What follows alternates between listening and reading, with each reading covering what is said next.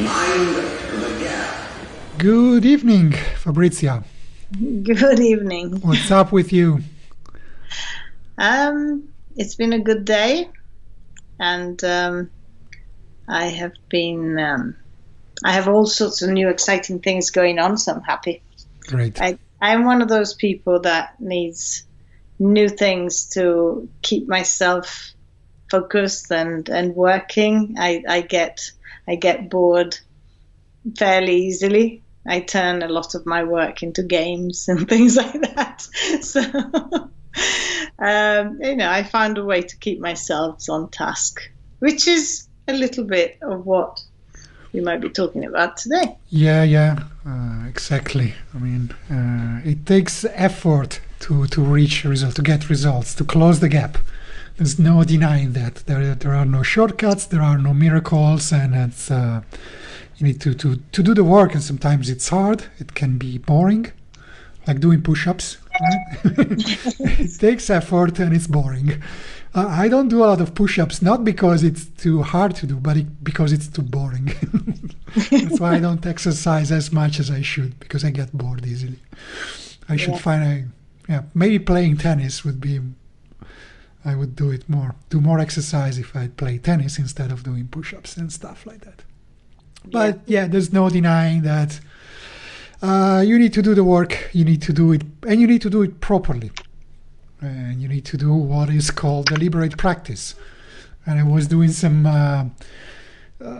investigation about where does this term come from. So deliberate practice is a term that was coined by a group of people, especially a scientist, I think is a cognitive psychologist, or I don't exactly know. Anders Ericsson, that's his name. He wrote a book about this, and then Malcolm Gladwell, in his book Outliers, quoted Anderson and came up with this idea of the 10,000 hours. In anything that you want to do, if you want to become to be successful, you need to have practice for 10,000 hours. You need to spend 10,000 hours of practice before you get good. That's what he says. Yeah, he says to become an expert, you need 10,000 hours. Which has come under some critique or attack from backlash in several fronts. Sometimes it was because of a misunderstanding, because what Gladwell said was that you don't just need 10,000 hours of mindlessly, as you said, doing the same thing. You need 10,000 hours of deliberate practice. But people tend to forget what it actually means to deliberately practice. And we want today we don't want to do a scientific treatise on what it means to do, but we want to give you some pointers, some ideas, some suggestions of how you can do that in your own day-to-day work. Yeah, and I just had a vision of an example of this, because I'm, thinking about food. I think about food a lot, and the thing is, we all have spent 10,000 hours eating, right? Mm-hmm. But if somebody has spent 10,000 hours researching special foods from different regions, let's talk about Italy, for instance, and you've gone to places to eat special things and find out about how they're made, and then different chefs doing different things, and you have spent a long time because you love food to actually go and learn about all the different foods.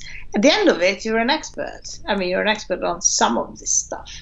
If you just eat and you go to the supermarket and buy frozen pizzas and burgers all the time, or you just sort of eat whatever and you don't care, you may have spent the same exact amount of time eating as anybody else your age, but you know nothing about it because you're mindlessly eating. You're not researching, and you're not, deliberately looking for something special that you want to learn about something as simple as food, whether you learn to cook it or whether you go out to a restaurant to eat it. Does it make sense? Because that was, to me, a good comparison of something that we all do in different ways. I think it does. I was reading the other day about, can't remember where, but you're talking about food made me think of that. about people who are starting to make sushi at some restaurants of this amazing Japanese chef who does the best sushi in the world. I need to dig that up, and I will put a link in the show notes if I can find a reference. But I mean, people go there, and for months or years, they just do nothing but cook rice in the proper way. Wow. Right? And then after 6 months, you can boil eggs. Okay. That's a bit extreme, but to give an idea of the kind of things that you need to become really good at doing something, and something as special as sushi. Absolutely. Yeah. And one of the things that that characterize and distinguish deliberate practice from just general practice is that in order to practice, you need to be motivated to do it, right? There's some scientific literature even about this, about the need for motivation. And I was thinking about this, and you say, of course, it's obvious. In order to do anything, and in order to do anything for 10,000 hours, you need some strong motivation. You say, okay, I want to become a great photographer, and I want to become a great portrait photographer. And so I need to take portraits of people for 10,000 hours. But then I realized that only goes so far, right? Starting motivation is one thing, but it will not, I mean, unless you're really, really focused on it, and you're really determined, and you're just single-minded on doing this. It's really hard to keep that level of motivation that you might have at the start up when you're just slogging, and just maybe you're doing an assistant to a great photographer, a great portrait photographer, and all you're doing is doing what your mentor says, and it takes 10,000 hours before you make your first great portrait. So it's really hard to keep the motivation up.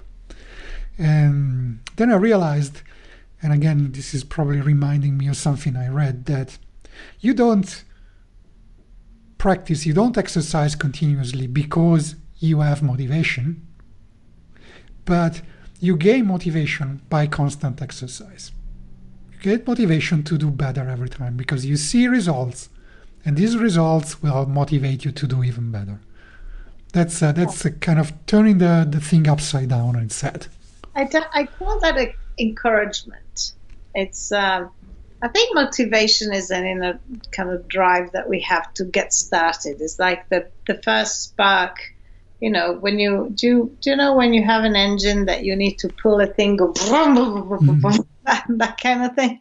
You know, that's the motivation is what sets everything off at the beginning. And at the beginning, we have a vision, we have excitement, we have enthusiasm because it's something new, and we have all of that is the motivation to actually start plowing through it at the, you know, to start with, to break, to crack the egg and kind of get out there and start doing something. And that is key.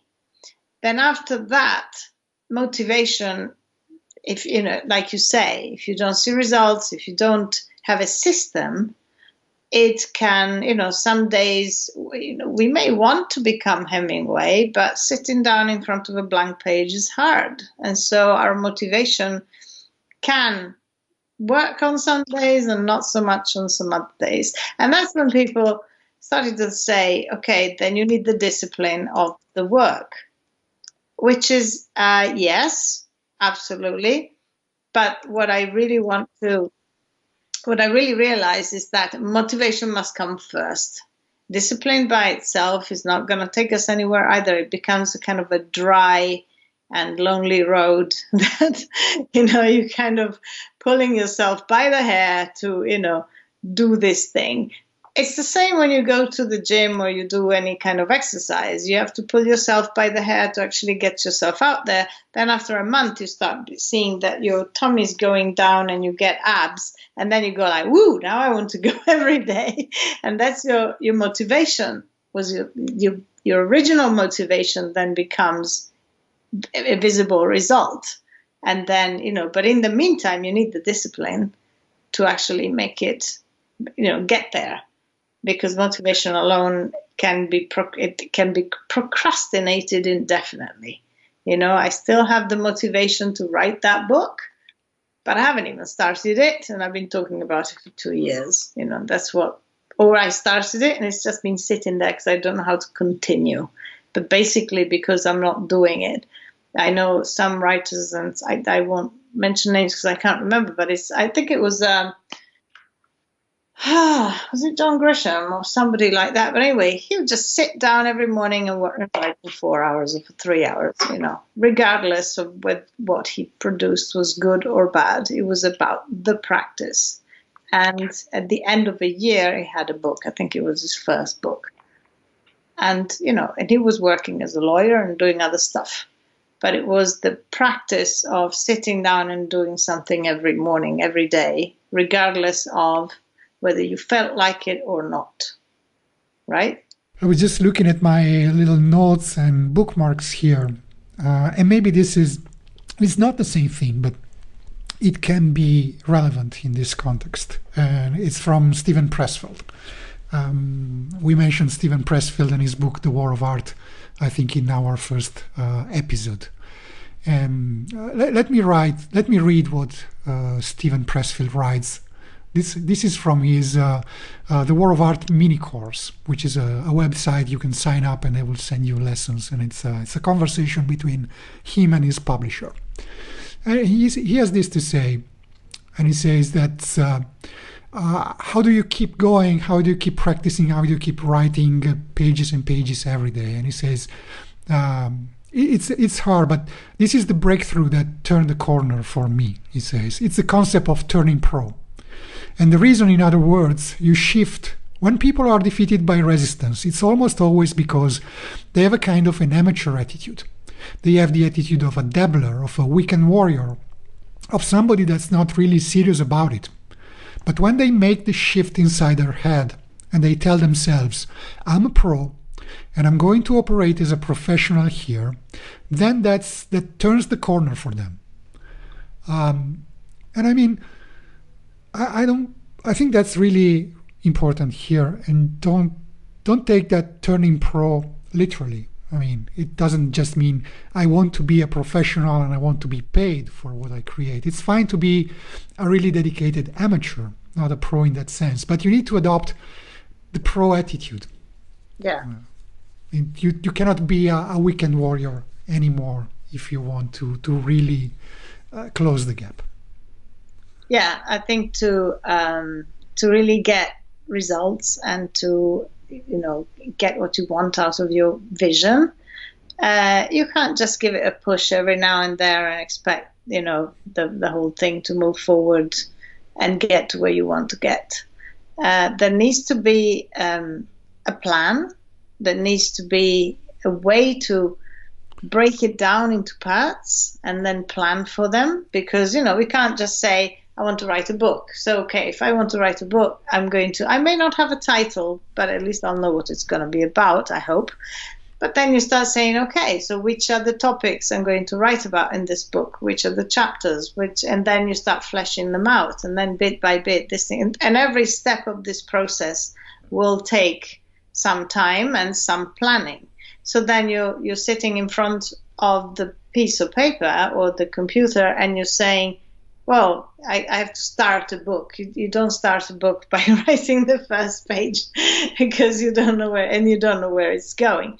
So, and it's the same with photography. Now, I like to make different comparisons of different kinds of artists because A, this is not just for photographers, but B, because sometimes if we relate that kind of other kinds of ideas or practices, it's easier for us to understand them and then translate them into our own way of doing photography.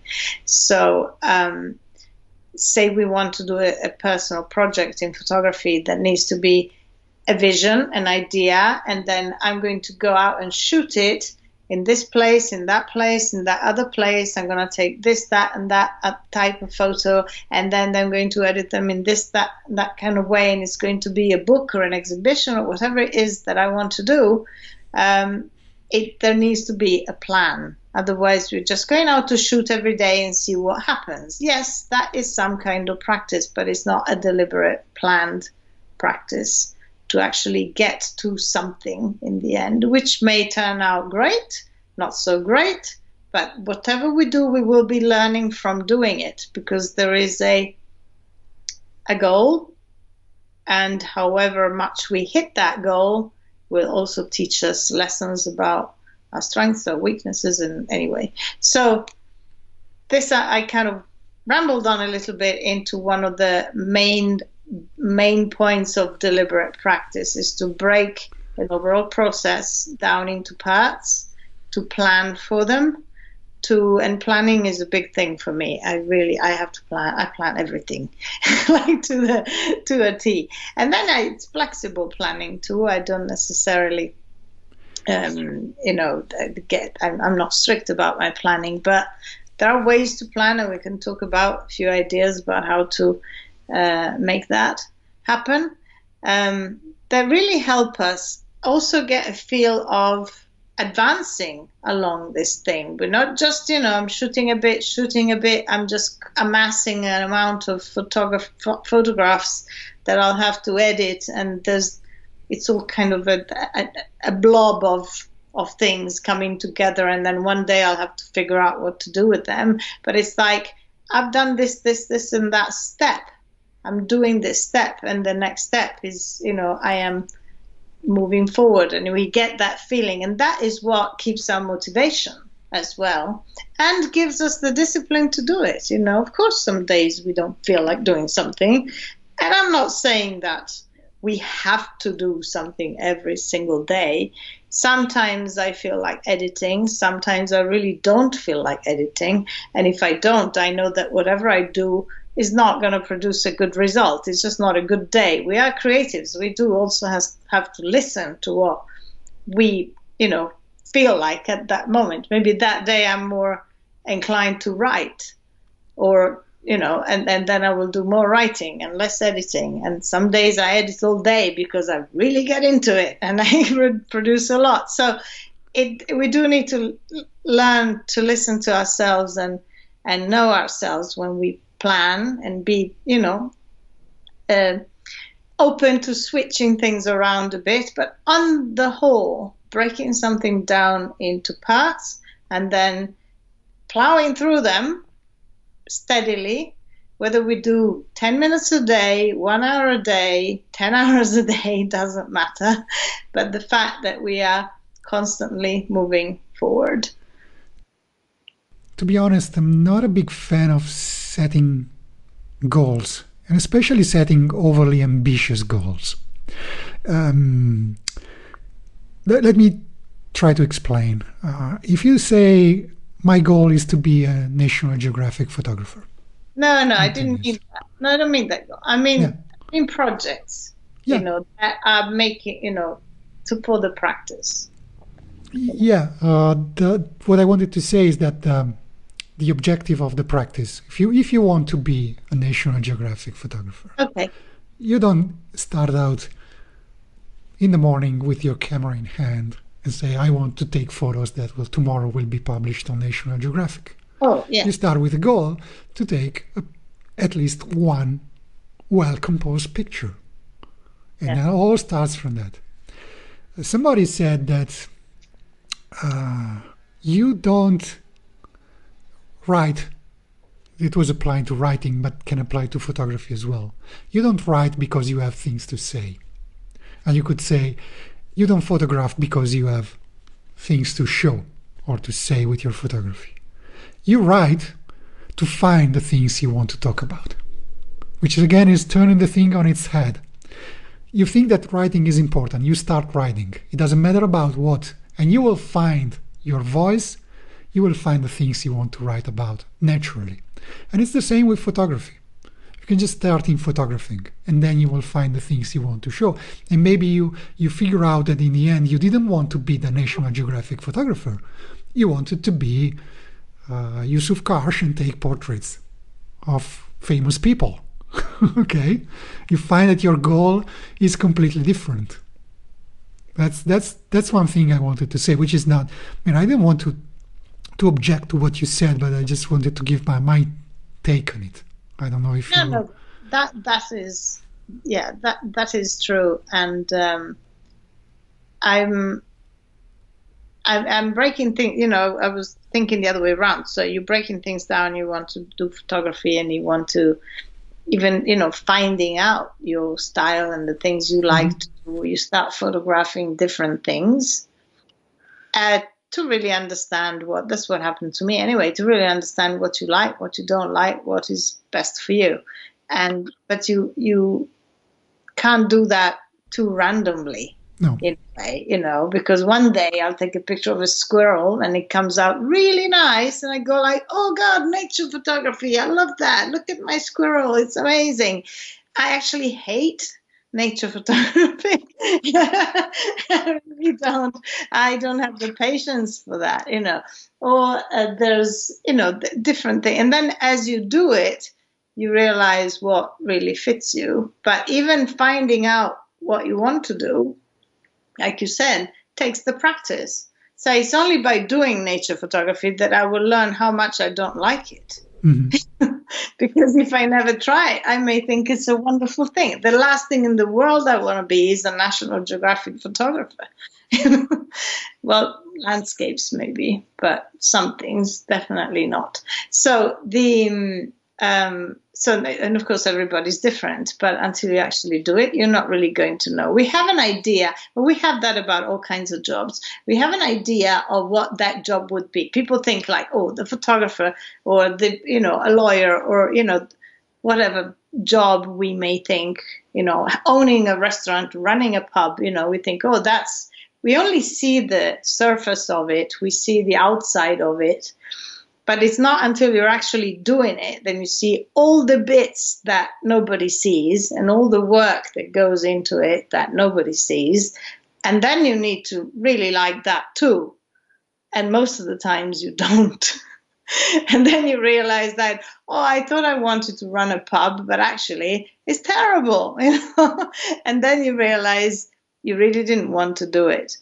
But we need to, if I want to know what I want to do, I try first. I try it, and I try it, and I try it, and then I know if I really like it or I don't like it. It takes some deliberate planning, to deliberate practice something to figure out. And that's the first step, I think. Yeah, I think we agree on this. Coming from different directions, we kind of converged on the same thing.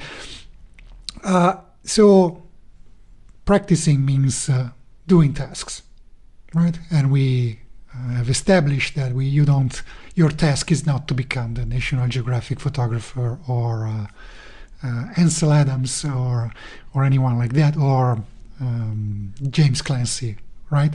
Your task should be something manageable, should be something relatively small that you can execute in the context of a session, and on which you can get feedback.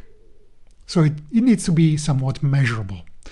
And this is where it kind of get a little difficult, going from the definition of deliberate practice that you can find on textbooks to how do I actually go about doing it, right?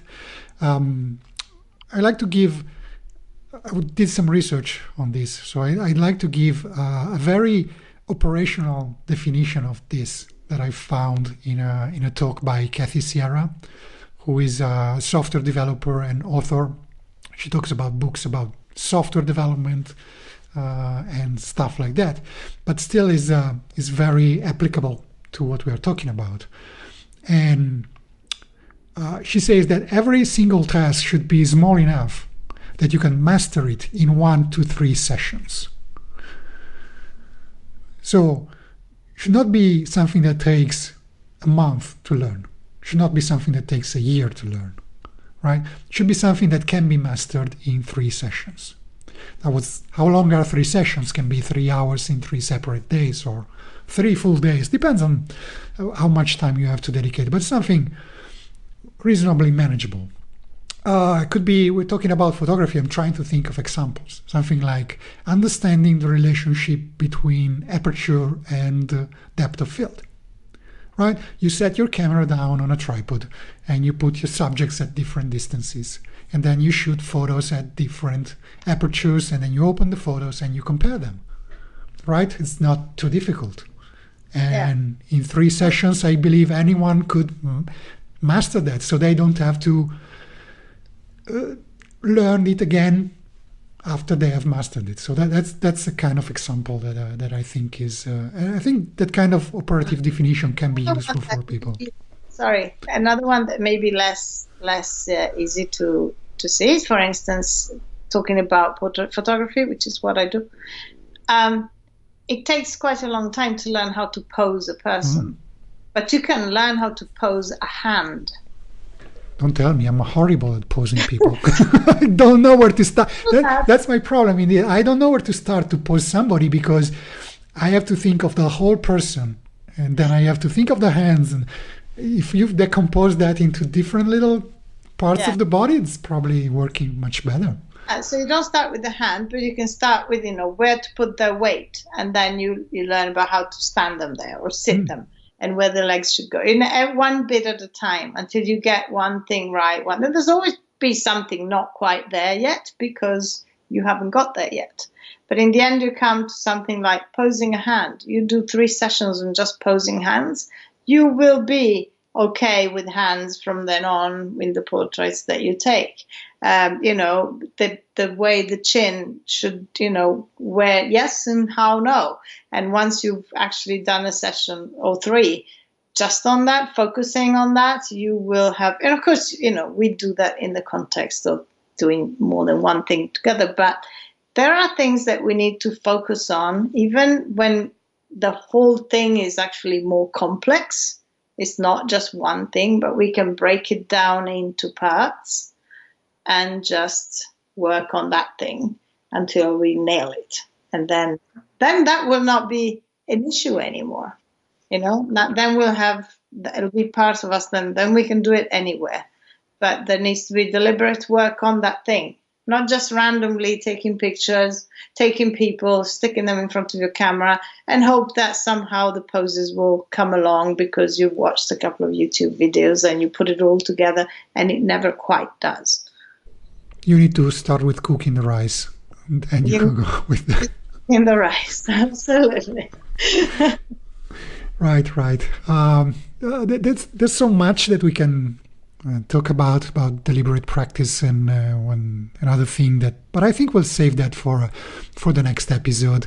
How to do it incrementally, I think it's really important, right? You learn to do a thing well, and then you learn to do it better, and now you go from good to better. That's some tricks again there, but I think with this episode we've covered quite a lot of ground. We introduced this concept of deliberate practice and what it means in general lines, and how to decompose complex tasks into smaller ones that you need to be able to master them in a relatively short time, and you build on top. Skills will build on top of other skills and so on. So I think that's already quite some great information that we share today. Do you agree? Yes, I like when we can actually give practical things that someone can follow and start think about. Just start thinking about a different way of working, maybe, because that's the whole thing. And then when we see things differently, then we do things differently. Einstein was the one who said that the definition of madness is to keep doing the same things expecting different results. Mm-hmm. So keep working in the same way and we're stuck on things and we're not getting better and we're not moving forward and we're not, just a tiny bit, but the effort is really great. Maybe it means that we need to start tackling things in a different way and seeing things in a different way. So I hope this is useful. And I'm going to talking about food. I'm going to go make some dinner. Mm. And I will see you next week. I'll see you all next week. And don't forget to check out our website at closingthegap.live. and send us your feedback, your questions, your critiques. Yeah, and you put the links and the quotes and the things. We're going to start putting all of these things that we mention into the Closing the Gap Facebook group, so that not only the podcast is going to go around, but then you're going to have a place where you can actually go and read, that book, the things we mentioned, the links and the quotes and the things that we talk about. So there's a place where it's all written there, as well as in the website probably, but you're doing that, so. You can count on me for that. I'll see you next week. Have a good evening. Bye-bye.